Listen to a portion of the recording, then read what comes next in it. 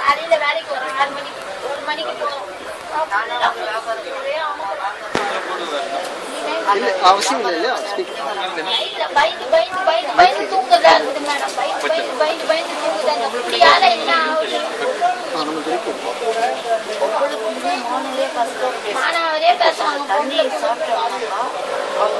கேவலமா இருக்கும். பட்டமா பேசுறாங்க. ரொம்ப பட்டமா பேசுறாங்க. தாங்க முடியல. நான் குழந்தைக்கு தான் சொன்னாங்க. எல்லாமே தாங்கிட்டு இருக்கிறோம். நாங்க குழந்தைக்கு இருக்குது.